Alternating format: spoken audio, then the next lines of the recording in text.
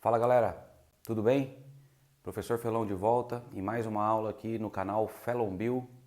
Já peço para você se inscrever no canal. Não esquece que quem se inscrever no canal, quando juntarmos 1000 inscritos, você vai participar do sorteio do livro Aumente o Poder do Seu Cérebro, do autor John Medina. Tá tudo explicadinho no último vídeo sobre saúde mental. E um vídeo ficou muito legal, inclusive, e um livro maravilhoso também. Então se inscreve aí, marca as notificações e me segue também nas minhas outras redes sociais, que vão estar todas na descrição desse vídeo, beleza? Muito bem, aula 10 hoje sobre genética e sexualidade, um tema que eu tinha prometido já para vocês também, e chegou a hora da gente conversar um pouquinho, galera, de como a ciência tem provado, cada dia que passa, como a nossa sexualidade, e isso envolve, portanto, a heterossexualidade, a homossexualidade e a bissexualidade principalmente, como essas três vertentes, de sexualidade são determinadas geneticamente, mas sofrem influência, como tudo na genética, sofre influência também do meio ambiente ao nosso redor, beleza? Então, assim, queria conversar com vocês um pouco sobre os fatores que determinam nossa sexualidade, a determinação sexual dos seres humanos, como primatas, superiores que nós somos, derivados de ancestrais símios que também apresentam, comportamentos homossexuais. Existem várias descrições em vários livros sobre bonobos, chimpanzés pigmeus, chimpanzés que apresentam, comportamento homossexual. Por exemplo, quando as fêmeas, realizam fricção clitoriana uma com a outra para poder obter confiança uma na outra e poder deixar seus filhos, sob o cuidado daquela parceira. E também os machos de chimpanzés e de bonobos que apresentam ereções penianas uns para os outros, para que eles possam também, formar laços de amizade e saírem em caça, em busca de alimentos pela floresta, e para ver quem é o líder também, a ereção peniana mais saudável é aquele que vai ser o líder do grupo. Existem comportamentos homossexuais em diversos outros animais, machos de leões, que cruzam entre si. É claro que o comportamento homossexual não leva à reprodução, mas durante o curso evolutivo parecem existir genes que regulam a homossexualidade e deve ter havido alguma vantagem, quanto a isso. A vantagem, obviamente, da obtenção de prazer, aumentada, a chance de obter prazer aumentada, e também num sentido de competição. É verdade, quando pensamos em grupos, animais homossexuais, você percebe que reduz, a competição por fêmeas, e isso, pode estar relacionado também do curso evolutivo.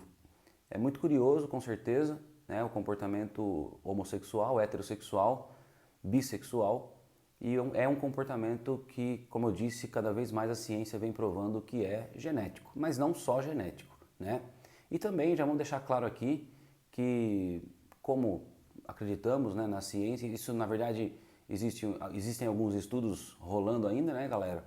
E esses estudos têm provado aí, vamos dizer que nós temos 97% de certeza que existem genes influenciando a determinação sexual dos seres vivos, dos animais, e isso é algo que nós não temos muito mais como contestar. Como eu estava dizendo, já vamos deixar claro aqui que isso não regula, não permite nenhuma forma de preconceito, A homofobia continua sendo um crime, continua estando erradas as pessoas que são homofóbicas, Porque, pensando num quesito genético, a pessoa que é homossexual, que é bissexual, ela simplesmente ela se formou assim geneticamente, com a influência do seu meio, e as pessoas, que são contra isso estão erradas, não tem nenhum motivo de ser contra um homossexual, por exemplo. É mais ou menos como a gente comparar na Idade Média, né? Quando pessoas canhotas eram perseguidas e mortas só por serem canhotas, né? Então a gente parece estar vivendo num tempo bastante sombrio, né? Parece que estamos na Idade Média quando pessoas homossexuais são perseguidas só por serem homossexuais. Você não pode ser contra uma pessoa que é canhota, certo? Então você também não pode ser contra uma pessoa que é homossexual, né? As pessoas como nós, heterossexuais, nós não escolhemos ser heterossexuais, né? Nós, ao longo da nossa vida, nós passamos por uma série de experiências e aprendizados que nos levaram a ser heterossexuais. E os homossexuais, bissexuais também são levados assim. E claro que existem vários momentos do nosso desenvolvimento que passamos por processos, né? A partir da puberdade, principalmente, quando a sexualidade se aflora, em que há uma descarga de hormônios no nosso corpo, a gente passa por diversas experiências mesmo ao longo da nossa vida que pode ir desencadeando e ativando e desativando genes e também estimulando, né, certas propriedades no nosso corpo e que nos causa desejo, né, pelo sexo oposto, no caso dos heterossexuais, ou pelo sexo idêntico ao seu, no caso dos homossexuais e bissexuais também. Enfim, nós sabemos que a determinação sexual ela começa no modo cromossômico, né? XX e XY são os dois cromossomos homólogos que nós seres humanos apresentamos.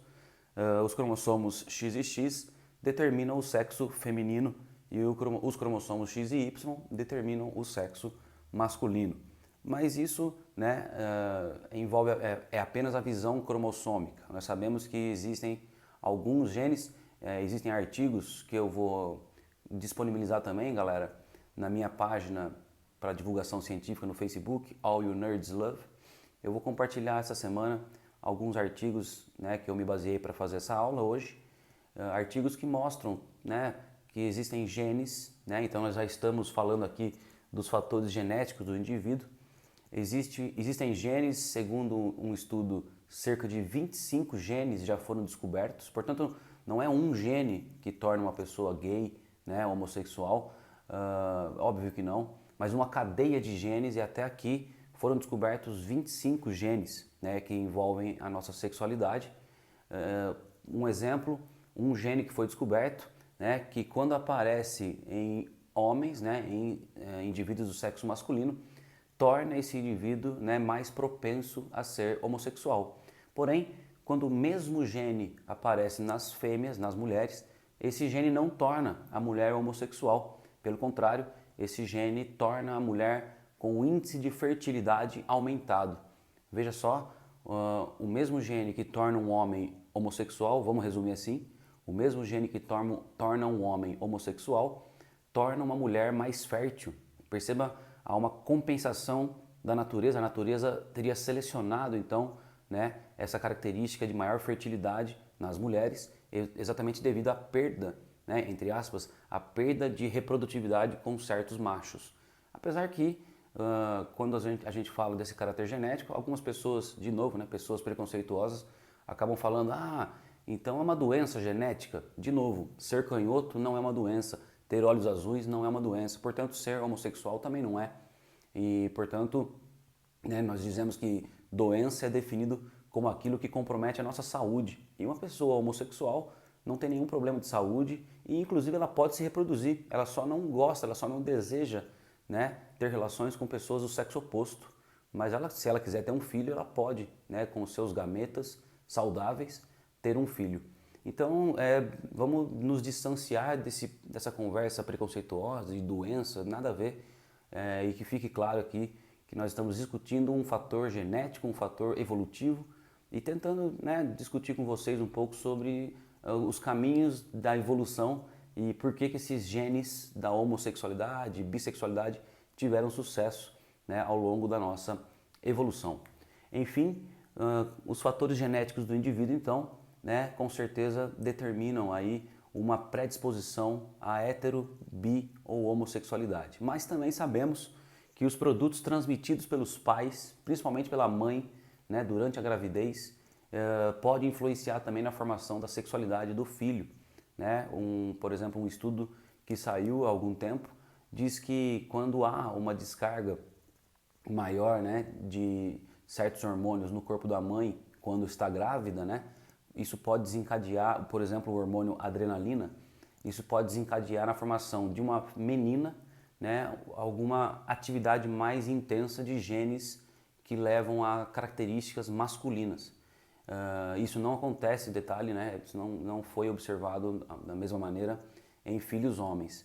Mas em filhas mulheres, quando há uma descarga de adrenalina no corpo da mãe em larga escala, isso há uma tendência só, né, da filha poder se desenvolver com maior características masculinas, o que também não quer dizer que ela vai se tornar homossexual, mas ela vai ter aumento de características masculinas, né?